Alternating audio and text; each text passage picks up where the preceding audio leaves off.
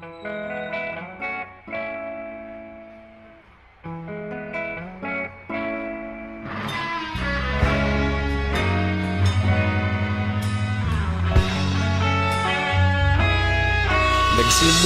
ang lahat sa eskwela, nagsama-samang 12 sa kalokohan at sa tuksuhan, hindi maawat sa isa't isa. Madalas ang standby sa cafeteria, isang barkada na kay saya. Laging may hawak-hawak na gitara, konting udyok lamang kakanta na. Kay simple lamang ng buhay noon, walang mabibigat na suliranin. Problema lamang laging kulang ang datong. Sana napunta ang panahon? Sana nga ba? Sana nga ba? Sana napunta ang panahon? Sana nga ba? Sana nga ba? Sana napunta ang panahon? Sa unang ligaw kayo'y magkasama, magkasabwat sa pambobola. Walang sikreto kayong tinatago, okay sarap ng samahang barkada.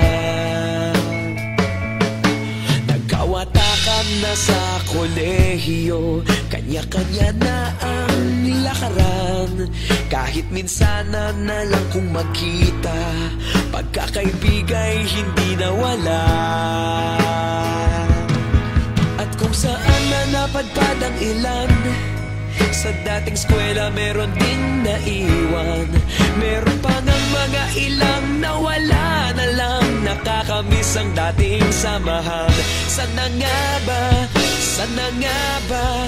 Sana nga bang barkada ngayon? Sana nga ba? Sana nga ba? Sana nga bang barkada ngayon?